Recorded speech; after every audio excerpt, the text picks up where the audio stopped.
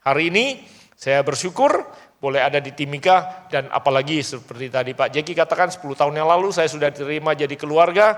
Jadi saudara betul terima saya dengan tulus jadi keluarga? Kayaknya amin nggak jelas karena amin itu bisa ya bisa enggak nih.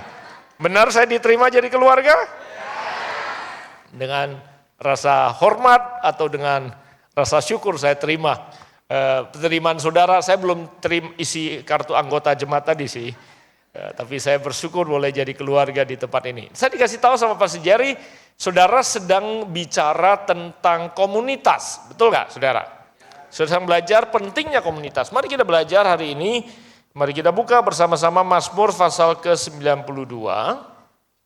Tadi pagi saya berbagi sesuatu yang berbeda, sedikit berbeda, tidak sepenuhnya berbeda, tapi saya tergerak untuk membagikan beberapa hal yang lain.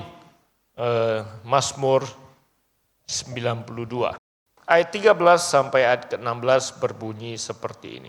Orang benar akan bertunas seperti pohon kurma, akan tumbuh subur seperti pohon aras di Libanon. Mereka yang ditanam di bait Tuhan akan bertunas di pelataran Allah kita. Pada masa tua pun mereka masih apa? Berbuah. Menjadi apa? Ada yang mau gemuk di sini? Enggak ada, sekarang semua maunya kurus. Maksud gemuk di sini itu bukan tambun, tapi segar. Ya, maksudnya gemuk dan segar. Untuk apa? Untuk memberitakan bahwa Tuhan itu benar. Bahwa ia gunung batuku dan tidak ada kecurangan padanya. Dikatakan bahwa orang benar itu hidupnya sampai tua pun akan apa? Akan apa? Saya kurang jelas dengarnya. Akan apa? Berbuah. Tuhan mau hidup kita ini berbuah. Kita buka Mazmur pasal yang pertama. Mazmur pasal pertama, 3 ayat yang pertama berbunyi seperti ini. Berbahagialah orang yang tidak berjalan menurut nasihat orang fasik, yang tidak berdiri di jalan orang berdosa, dan yang tidak duduk dalam apa? Kumpulan pencemooh. Kalau saudara mau garis bawahi Alkitab saudara, garis bawahi 3 kata kunci dulu atau 3 kata kerja. Yang pertama berjalan, yang kemudian yang kedua berdiri, itu kan kata kerja. Yang ketiga duduk. Nah, nanti kita akan balik ke 3 kata ini. Berjalan, berdiri, dan duduk. Dikatakan berbahagialah orang yang berjalannya diperhatikan, berdirinya diperhatikan, betul kan? Ada nasihat tuh untuk saudara jalan sama siapa, berdiri sama siapa, duduk sama siapa. Coba lihat duduk sama siapa sebelah. Karena saudara duduk sama siapa, saudara sering duduk sama siapa, ikut menentukan. Semua yang setuju katakan. Saudara yang sering duduk sama orang yang salah katakan, ampun. Ya, dia bilang perhatikan. Dengan siapa saudara berjalan, dengan siapa saudara berdiri, dengan siapa saudara duduk. Kemarin saya jalan 18 hole sama hamba Tuhan yang tadi perkenalkan saya. Jalan bareng 18 hole. Enggak gandengan tangan, tapi gandengan hati. Karena kita bicara dari hati ke hati. Dikatakan, berbahagialah orang yang tidak jalan sembarangan, tidak berdiri dengan orang sembarangan, tidak duduk dengan orang sembarangan. Tetapi kesukaannya ialah apa? Taurat Tuhan.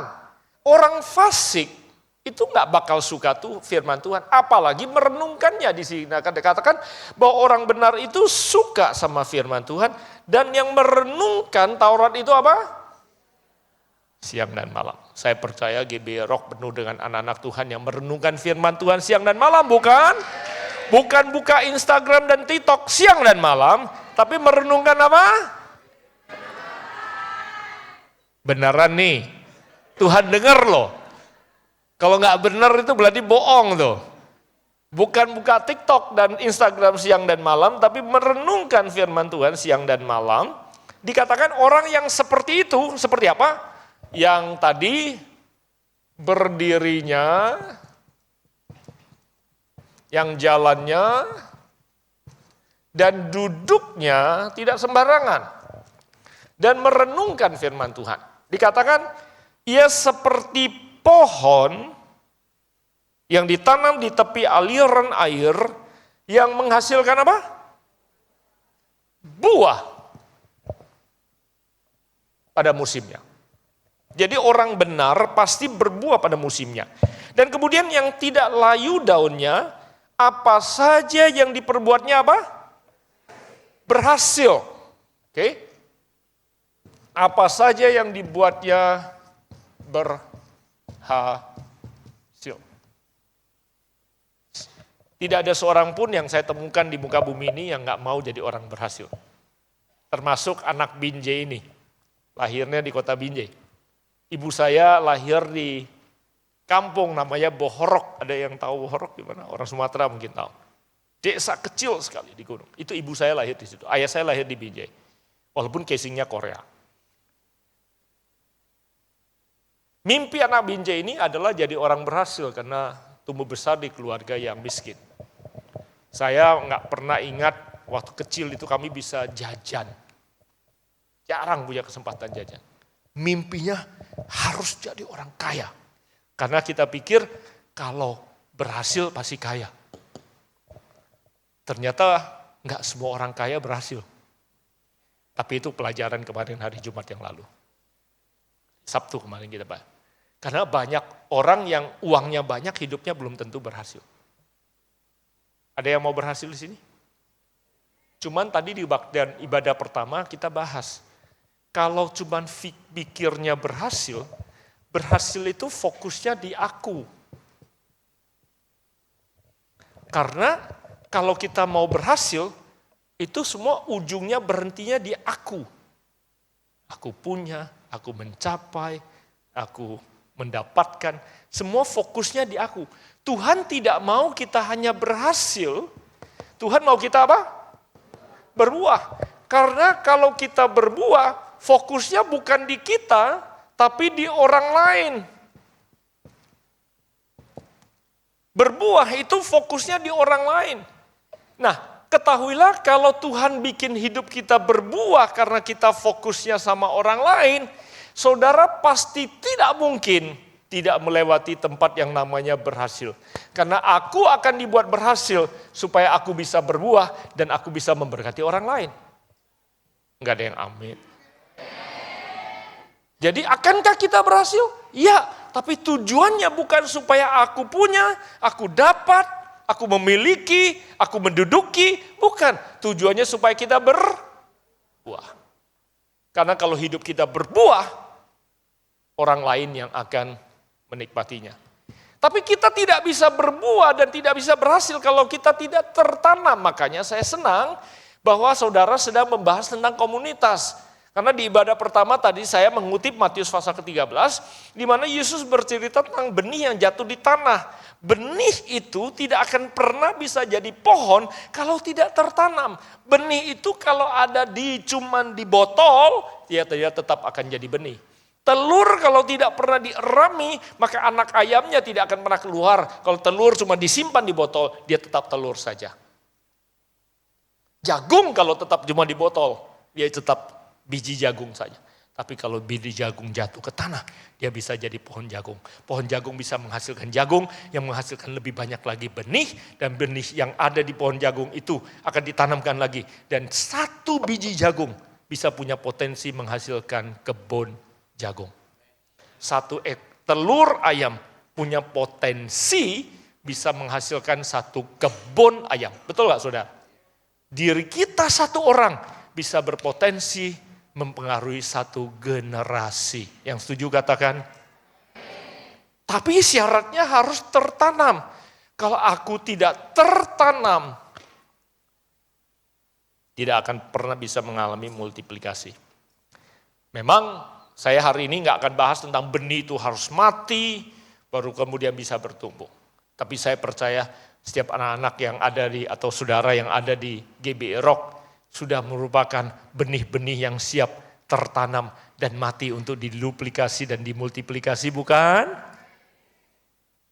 Karena tanpa kita memberikan diri kita untuk ditanam, kita tidak akan bisa melipat gandakan diri kita untuk kemudian kita bisa menjadi berkat. Nah, tadi pagi saya sempat membahas bahwa kalau kita tertanam di komunitas, tertanam di lingkungan, kita tidak bisa tidak harus mengatur ekspektasi kita. Karena kalau kita tertanam, terutama di dalam komsel, di sini namanya Kingdom Community. Di dalam Kingdom Community, saudara tertanam dengan banyak orang yang tentunya tidak sempurna, bukan? Oleh sebab itu kita harus mengelola ekspektasi kita. Kita harus mengatur bahwa kita sedang ada di dalam lingkungan yang tidak sempurna. Betul, kita harus memilih dengan siapa kita berdiri, dengan siapa kita jalan, dengan siapa kita duduk. Tapi kita harus sadar bahwa walaupun kita memilih itu dengan baik, bukan berarti kita akan jalan, duduk, dan berdiri dengan orang yang sempurna. Semua yang gak tahan di komselnya, karena ada orang-orang yang saudara tidak suka, katakan, ampun, aku gak cocok di sini. Aku pendiam, dia cerewet banget. Justru itu saudara, karena pendiam saudara dikasih Tuhan orang yang cerewet. Supaya saudara belajar untuk bicara, belajar untuk mendengarkan. Semua yang pendiam katakan. Karena Alkitab berkata besi menajamkan, manusia menajamkan sesamanya. Kalau saudara tidak dikasih gesekan, kalau saudara mundur, saya minta Pak Jeki naik sebentar, boleh Pak Jeki? Karena ini sahabat yang ganteng sekali. Kasih tepuk tangan boleh Pak Jeki dong.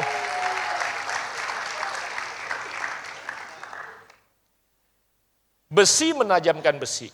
Pak Jeki tahan ya. Sini saya. Kalau saya besi menajamkan besi, apa yang akan terjadi? Gesekan. Kalau diteruskan lama-lama panas. Nah, kalau panas ini tidak bisa kita pertahankan dan kita mundur, kita masih bisa terus bergerak. Pak Jeki bisa bergerak, saya bergerak, tapi nggak akan ada terjadi proses Jadi kita memang tidak bisa tidak, kecuali harus tahan panasnya. Semua yang sedang mau mundur karena gesekan di komsel katakan,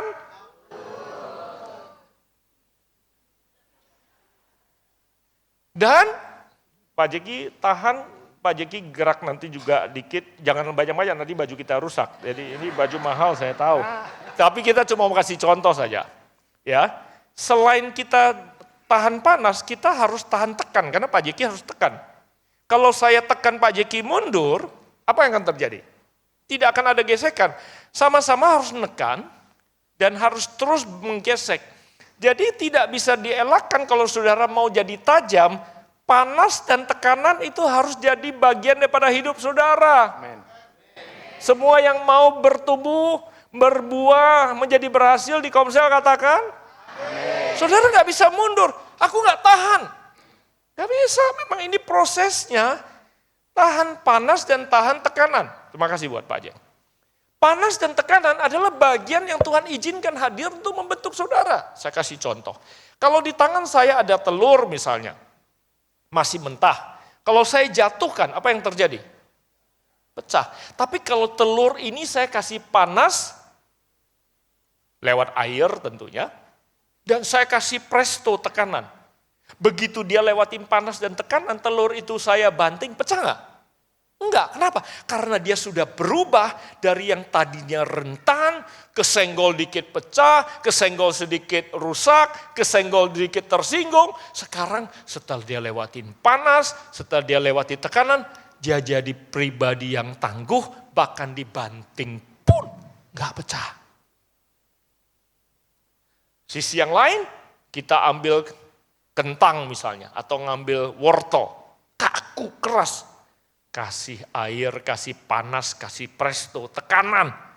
Waktu tertentu yang tadinya kaku, yang tadinya keras, dia mulai lentur, mulai lembek, mulai lunak, bisa menyesuaikan diri dan tidak kaku lagi. Memang di komunitaslah kita dibentuk. panas dan tekanan tidak terhindarkan sehingga saudara menjadi pribadi yang lebih baik. Tadinya saudara kaku, gak pernah bisa bilang sayang sama istri, ikut di komsel. Lihat Pastor Jerry, dikit-dikit, I love you mami. Waduh, susah juga bilang sayang. Lama-lama kena tekanan, ya toh? Karena Ibu Linda dikasih tahu, I love you. Ibu Linda bilang, I love you too. Istri saudara lihat dia, terus lihat saudara. Ada tekanan, semua ada tekanan. Terus istri saudara lihat, terus saudara kayak, tekanan membuat saudara berubah, betul gak saudara? Teman-teman di komsel mulai melayani, saudara masih bilang, ini gereja cuma mau manipulasi, minta aku, tenaga aku, mau uangku, mau tenagaku, mau perhatianku, mau pekerjaanku. Gereja cuma mau ngambil aja. Enggak Tapi saudara lihat teman-teman saudara mulai melayani dan hidup mereka mulai berubah. Ada tekanan. Tekanan yang positif sebenarnya untuk membuat saudara berubah. Karena kalau tidak ada tekanan dan tidak ada panas, saudara nggak berubah. Betul nggak saudara? Nah Tuhan mau mengubah saudara karena Tuhan mau saudara berbuah. Tidak hanya mementingkan diri sendiri. Hari Jumat yang lalu kita belajar tentang kemurahan hati. Kalau Tuhan suruh kita bermurah hati, memberi, dan memberi bukan cuma materi, tapi memberi maaf, memberi nasihat, memberi perhatian, memberi bantuan, memberi pelayanan. Itu adalah tanda-tanda orang yang hatinya besar. Karena Tuhan mau mengubah hati kita sebelum Tuhan mempercayakan sesuatu yang lebih besar dalam kehidupan kita. Tuhan mau saudara berbuah, yang dia ubah hati saudara dulu. Banyak yang bilang gini, mana mungkin aku bisa melayani, mana mungkin aku bisa memberi, aku sendiri masih punya sedikit. Tunggu kalau aku punya banyak, nanti aku kasih. Banyak bilang Jakarta, kok bisa ya orang mau melayani? Kan Jakarta orang sibuk, betul. Banyak orang Jakarta bilang, melayani. Aku aja punya waktu aja gak cukup buat diri sendiri. Mana mungkin, nanti kalau aku pensiun, baru aku melayani. Memberi perhatian, aku sendiri masih kurang perhatian. Seringkali kita merasa bahwa kalau nanti aku punya banyak baru aku bisa kasih. Padahal sebelum hati kita jadi besar, kita gak bisa dipercayakan banyak. Kita harus memberi dari berapapun yang ada di tangan kita. Kalau kita hanya punya perhatian sedikit, tapi semakin kita menabur perhatian, semakin hati kita besar, semakin kita mendapatkan perhatian, semakin kita mampu menabur lebih besar lagi. Makanya di Alkitab yang Yesus puji bukan orang kaya yang kasih sumbangan besar, tapi yang Yesus puji adalah seorang ibu yang kasih semua yang dia punya, walaupun hanya 2 peser. Tapi karena dia berani mengorbankan yang terbaik dalam kehidupannya, Tuhan pakai itu jadi kesaksian. Itulah tandanya orang-orang yang kaya. Orang yang kaya bukan dompetnya tebal, orang yang kaya hatinya besar. Karena kalau hatinya besar bisa dipercayakan Tuhan lebih lagi sehingga dia bisa menyalurkan. Tapi orang yang hatinya picik walaupun dompetnya tebal, dia hanya kumpul untuk dirinya sendiri. Itu orang yang picik dan orang yang mentalnya miskin yang pegang uang banyak. Saudara, banyak kenal orang yang aku ini punya uang tebal, tapi saudaranya sendiri pun tidak pernah dia bantu. Itu orang miskin yang pegang uang. Tapi ada orang-orang yang walaupun di tangannya masih sedikit, tapi dengan yang sedikit yang ada di tangannya, dia bisa memberkati orang lain. Itu orang kaya yang masih pegang sedikit, tinggal tunggu waktu. Dia pegang lebih banyak dan dipercayakan Tuhan lebih banyak lagi. Sekarang saya mau tanya, kira-kira Tuhan mau nggak mempercayakan lebih kepada orang-orang yang kaya walaupun tangannya masih sedikit? Karena Tuhan kalau percayakan dia lebih, dia bisa menyalurkan orang lain. Saudara mau jadi pribadi yang seperti itu? Saudara mau jadi gereja yang seperti itu? Karena kalau gereja ini seperti itu, tinggal tunggu waktu Tuhan salurkan berkat. Dan saudara bisa memberkati bukan hanya kota Timika, saudara bisa memberkati Papua. Dan seluruh generasi yang ada bisa diberkati oleh Tuhan. Amin. Banyak gereja juga hanya mementingkan diri sendiri. Bukan cuma orang Kristen, gereja pun bisa mementingkan diri sendiri. Kalau dia cuma mikir apa yang aku bisa ambil, bahkan jemaat orang lain bisa aku ambil. Itu gereja yang mementingkan diri sendiri. Tapi gereja yang mementingkan tubuh Kristus dan orang lain, pasti mentalnya akan memberi karena ingin memberkati orang lain. Yang setuju katakan? Jadi saudara harus tahu bahwa tertanam itu tidak selalu tempat yang saudara tertanam itu sempurna. Ada kurang karena saudara sedang berurusan dengan orang-orang yang sedang bertumbuh dan masih belajar untuk bertumbuh. Ya, yang kedua tadi pagi saya bagikan bahwa di dalam komunitas akan terjadi pertukaran. Ya, dalam hidup terjadi pertukaran. Saudara terima oksigen. Setelah saudara hirup oksigen, apa yang saudara lakukan? Saudara buang karbon dioksida. Coba bayangkan kalau mentalitas hidup saudara hanya aku, gue, kepentingan gue, milikku dan hanya harta milikku sendiri. Aku cuma mau ngambil, gak mau keluarkan, gak mau memberi. Saudara bayangkan itu kayak gini.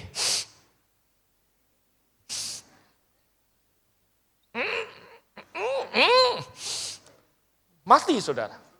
Karena kehidupan harus dilakukan hanya dengan pertukaran. Saudara terima, saudara lepaskan. Saudara makan. Terus usus saudara bilang, saudara bilang, enggak, tahan buat aku sendiri. Apa yang akan terjadi? Jadi biru saudara sebentar lagi. Tapi kalau saudara terima, sudah salurkan. Sudah terima, sudah salurkan. Sudah terima, sudah salurkan. Terjadi pertukaran. Hidup sudah bertumbuh dan hidup sudah menjadi berkat buat orang lain. Amin. Nah, pertukaran yang terjadi di Mazmur pasal pertama katakan, ini bicara soal beberapa porsi, ini penafsiran saya. Kita duduk, perhatikan di depan siapa kita duduk dan dengan siapa kita duduk. Nah, seringkali kita duduk untuk mendengarkan apa yang perlu kita dengarkan. Saudara sedang duduk. Dengan siapa saudara duduk penting, tapi duduk di hadapan siapa juga penting. Saudara belajar waktu saudara duduk. Dan kemudian waktu saudara berdiri, saudara bukan berarti cuma duduk belajar. Saudara juga perlu belajar untuk berdiri, mengajarkan apa yang saudara punya kepada orang lain. Dan itu terjadi di komsel saudara. Bukan cuma saudara terima karena terjadi pertukaran. Ada saatnya saya duduk untuk saya belajar, tapi ada saatnya juga saya harus berbagi. Semua yang belum pernah berbagi di dalam komsel katakan, harus berbagi. Ada gilirannya di mana saudara berbagi. Nah demikian juga dengan jalan hidup saudara atau jalannya saudara, pertemanan saudara. Alkitab berkata pergaulan yang buruk merusak kebiasaan yang baik. Saya berdoa saudara punya komunitas yang benar. Saya ada satu prinsip yang saya pernah ajarkan tentang persahabatan dan dengan siapa saudara jalan. Ada satu teori yang dalam bahasa Inggrisnya bernama 6 degree of separation. 6 degree itu 6 atau pangkat 6 atau 6 derajat. 6 degree of separation. Kalau saudara bisa berbahasa Inggris, saudara mau Google, saudara pasti ketemukan prinsip ini. Prinsip ini bercerita seperti ini. Cerita tentang hanya perlu 6 orang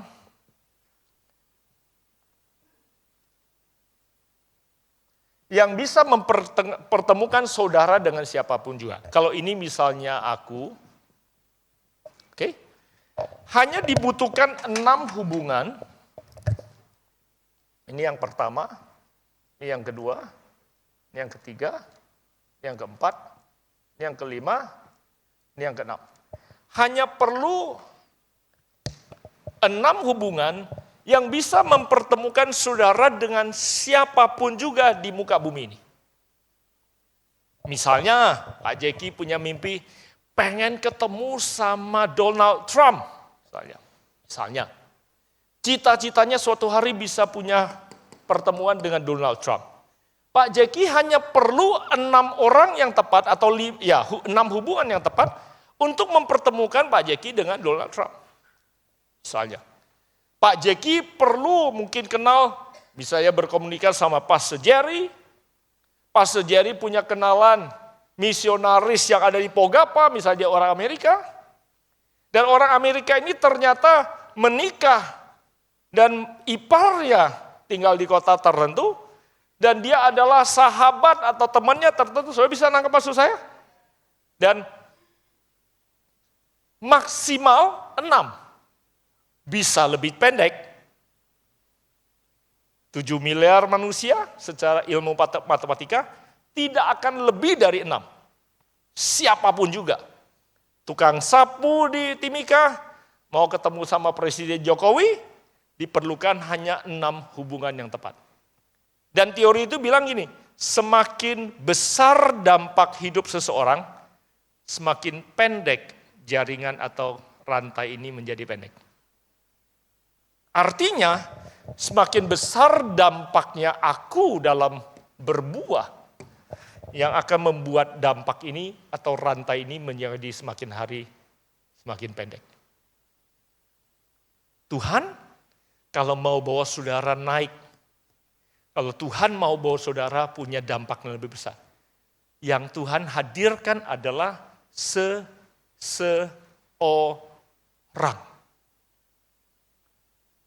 Setuju? Kalau Tuhan mau promosi saudara, berarti Tuhan akan hadirkan seseorang. Makanya dengan siapa saudara berdiri, dengan siapa saudara jalan, dengan siapa saudara duduk, dengan siapa saudara bangun komunitas supaya saudara bisa berbuah, akan menentukan hidup saudara naik atau saudara turun. Kalau saudara duduk dengan orang yang salah, bergaul dengan orang yang salah, itu juga bisa menjadi strategi daripada iblis menghancurkan hidupmu. Karena kalau dia taruh orang yang salah, maka saudara perkenalkan pada kehidupan yang salah, gaya hidup yang salah, kebiasaan yang salah, dan hidup saudara bukan lagi naik, tapi saudara jadi turun. Saudara bisa nangkapnya? Oleh sebab itu, saudara perlu memperhatikan dengan siapa saudara membangun hubungan. Komunitas yang Tuhan berikan bagi saudara akan membawa saudara naik dan membawa saudara mengeluarkan semua potensi yang terbaik yang ada di dalam diri saudara. Saudara terima sesuatu yang berharga? Ekspektasi saudara terhadap komunitas harus saudara pelihara. Jangan mundur dari panas, jangan mundur dari tekanan, jangan mundur dari pelayanan, karena saudara harus berbagi. Harus ada pertukaran daripada apa yang saudara terima. Makanya seringkali kita bilang, Danau Galilea itu hidup, karena selain dia terima, dia mengeluarkan. Tapi Lot mati, jadi mati. Karena Lot mati hanya terima air dari Danau Galilea, tapi dia tidak menyalurkannya. Akibatnya, malah di Lot mati itu tidak lagi ada kehidupan. Nah, kehidupan kita hanya akan bisa bertumbuh kalau kita berbagi atau saling berbagi. Roma pasal ke-12 ayat 10 tadi, ayat yang saya kutip. Roma 12 ayat 10 berkata begini, hendaklah kamu saling, semua orang bilang saling. Nah, semua kata saling ini harus saudara praktekkan dalam komunitas. Saling apa? Menasihati. Saling mengasihi. Saling mendahului dalam memberi hormat. Ya. Jadi saudara, mengasihi tidak bisa dipraktekkan tanpa saling. Tuhan mau kita bertumbuh tidak hanya minta dikasihi, tapi kita belajar saling mengasihi, saling mendahului dalam memberi hormat. Dikatakan ayat 11, janganlah hendaknya kerajinanmu kendor, biarlah rohmu menyala-nyala dan layanilah Tuhan. Bersukacitalah dalam pengharapan, sabarlah dalam kesesakan, dan bertekunlah dalam doa. Saudara, itu semua saudara praktekkan di dalam komunitas. Waktu saudara ada dalam komunitas, saudara bisa saling mengasihi. Tadi pakaian ibadah pertama saya cerita, zaman COVID, kalau bukan karena komunitas, ada banyak sekali jemaat kami yang akan mengalami mungkin penderitaan yang tidak terbayangkan. Jemaat kami banyak sekali perantau, pendatang yang tinggal di Jakarta sendirian. Saudara bayangkan waktu COVID, itu terisolasi, nggak bisa ngapa-ngapain. Kalau bukan karena kekuatan komunitas, makan aja susah. Saya masih ingat 3 tahun itu, ada hari-hari di mana ada orang yang 2 minggu, tiap hari dikirimin makanan sama komunitasnya, digantung di depan pintu, dikirimin masker, dikirimin sanitizer, dikirimin obat, dikirimin macam-macam. Kalau bukan komunitas yang saling menjaga, siapa yang bisa menjaga kita? Dalam komunitas, tadi justru Pastor Jerry juga ingatkan cerita bahwa ternyata komunitas kami juga kirim banyak ke sini, dikirim ke Jayapura bahkan. Waktu itu ternyata memang betul, ada di komunitas ketahuan ada konveksi yang sama pandemi nggak punya pekerjaan. Mereka punya mesin jahit, punya ini, dan kemudian ada teman-teman yang lain yang punya material, yang kemudian kirim dan mereka mulai jahit APD. Saya masih ingat betul, di masa-masa di mana APD kesulitan, kami bisa produksi ribuan APD sampai kami kirim ke sini. Kebetulan ada jemaat kita yang bekerjanya di Skuadron Hercules, sehingga dia bilang, gampang, karena zaman itu mau kirim susah. Komunitas, yang satu punya bahan, yang satu punya mesin jahit, yang satu bekerja di Angkatan Udara, sehingga Papua, Timika, Jayapura, saya lupa berapa ribu kita kirim ke Jayapura. Cynthia kirim, salurkan berapa ribu waktu itu, banyak. Timika juga, sampai puskesmas di sini bisa kita kirim. Pada saat gak ada yang produksi, karena gak ada yang produksi. Kekuatan komunitas, bersama-sama kita bisa. Ada amin? Saling mengasihi, saling mendahului dalam memberikan hormat. Efesus pasal keempat. Efesus pasal keempat, ayat kedua. Hendaklah kamu selalu rendah hati. Kalau enggak dalam komunitas, susah latihan rendah hati. Betul enggak saudara? Enggak sombong, itu latihan di komunitas. Lemah lembut. Saudara harus belajar lemah lembut. Di mana? Di komunitas. Sabar. Tunjuklah kasihmu dalam hal saling membantu. Tanpa saudara di komunitas, saudara nggak bisa belajar. Berusaha memelihara kesatuan roh oleh ikatan damai sejahtera.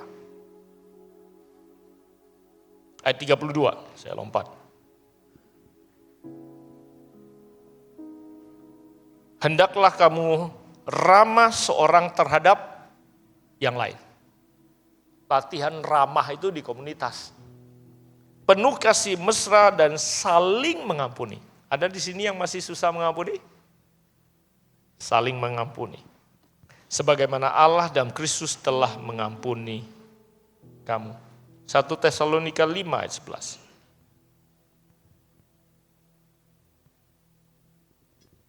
Karena itu nasihatilah seorang akan yang lain dan saling apa? Membangunlah kamu seperti yang memang kamu lakukan. Terakhir, Yakobus 5. Yakobus 5 ayat 16. Karena itu hendaklah kamu apa? Saling mengaku dosa dan apa? Saling mendoakan supaya kamu apa? Sembuh. Baru kemudian kalimat terakhirnya. Doa apa? Orang yang benar bila dengan yakin didoakan apa? Orang benar ini bukan orang sempurna. Orang benar ini adalah orang yang bisa bikin salah, tapi berani mengaku salah. Dan saling mengaku salah, dan dia berada di lingkungan saling mengampuni. Dan orang yang salah, tidak sempurna, yang berani mengaku salah, dan berani minta maaf, dan berani mengampuni, itulah yang disebut sebagai orang benar yang besar kuasanya. Doa saya, GBI Rock Timika di 24 tahun ke depan, di ulang tahun 24 ini, naik kelas. Tidak hanya mau berhasil jadi gereja yang besar, ramai saja, tapi jadi gereja yang berbuah. Karena mereka tidak hanya minta diberkati, tapi mereka siap menjadi saluran berkat. Buat Timika, buat Kabupaten Mimika, buat Papua, dan bahkan sampai ke pulau-pulau yang lainnya. Doa saya 24 tahun ke depan, Tuhan terus melipat gandakan, menambahkan. Dan ada anak-anak Papua yang luar biasa, yang akan membawa kemuliaan nama Tuhan sampai ke ujung bumi. Amin. Doa saya buat saudara adalah Tuhan terus menumbuhkan, mendewasakan saudara. Sehingga apa yang Tuhan percayakan bisa dilipat gandakan. Saudara siap untuk berbuah? Tidak untuk mau hidup berhasil saja. Kalau saudara berbuah, Tuhan pasti lewatkan saudara dalam keberhasilan. Dunia pasti melihat saudara berhasil. Tapi saudara tahu dalam hati, bukan itu yang sudah capai. Karena saudara mau capai hidup yang berbuah.